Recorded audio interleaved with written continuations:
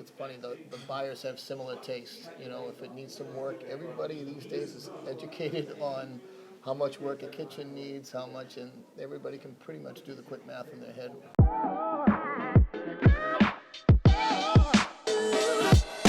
But then what about the sell side? Like, how are you dealing with, multiple offers, just staying safe in the environment that we're in right now? We really don't let anybody in the house unless they've already been pre-approved. Yeah. And that has been furnished to the listing agent. Bona fide purchasers, so You're that not they're ready letting to go. anybody, it's for safety No reasons. looky-loos, neighbors. You're not letting anybody in the house just for any reason to see it, unless they're really a serious buyer.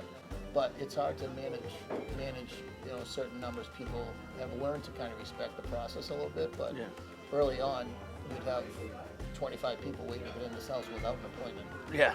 And, you'd have to bring multiple agents with you to these properties and just to make and sure. actually say, sorry, you have to leave and make an appointment. You can't be here. Yeah, just make sure they're compliant with everything. Because it's on us to run the safety guidelines. I mean, obviously we're in historic lows for inventory, and I mean, there hasn't been that lull for the buyers. Like normally during the winter, you'd have a bunch of buyers say, you know what, I'm going to wait till the spring. Right. And I think with everything going on, you've just had a lot of buyers just saying, I'm not giving up. I'm going to keep going forward, and I'm going to find the house. And they get really aggressive. It does take a couple of swings and misses for them to realize where, and it's good for them. It's just like seeing a house in a normal market. Maybe seeing, you might find the one you love the first time you see it, but go out and see 3 or 4 more, that might drive you back to the one you had. Well, and the problem is too, if you went and saw the house and then looked at 3 or 4 more, could be gone. That one, that first one could be gone when you come back to it. Well, it's funny. You relate what's going on in the real estate market today. I mentioned earlier that I was a trader. Yeah. And I can't tell you how many people are saying the market's been so good for 8 or 9 years. I'm going to sell my house and rent. Well, if you did that 12 months ago, maybe it's in your face 20-30%. Right, exactly. Now what are you going to do? You need a correction just to get back to even. We're probably 20 or 30% below what a real low market would be. So 35 houses would be really historic lows. Yeah. We have single digits or teens for houses, and you'd have to multiply by 3 just to get to historic lows. Are you trying to create inventory by telling your sellers listen, as soon as you can get as on. soon as you can get on. Don't wait for the spring.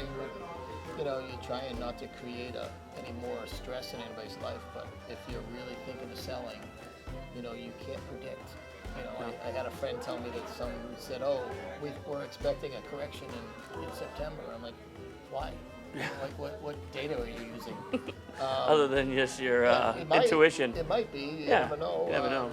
These things tend to run to exhaustion, but right now, there's multiple buyers at all these properties on this price, and there's only one left. Right. So 13 other people that made offers are still out there. Yeah, there was 14 offers on that house before, and 13 people missed out. Yeah, so there's right 13 now, people that are ready to the buy market's yours. still sitting there waiting for you. Yeah. I can't tell you. Things change. They don't say, okay, it's going to end on May 31st.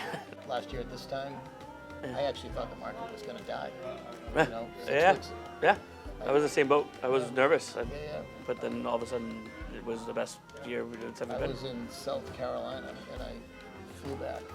And I was like, oh my gosh, I knew it was going to slow down, but I didn't know it was going to be Sunday to Monday. Yeah. It was crazy. But then 6 weeks later, the phone started ringing, and it was one of the busiest 6 or 8 weeks I had in my career. Yeah, right. Well, hey, thank you very much. Appreciate it. It was a pleasure. Cheers. Cheers, bud.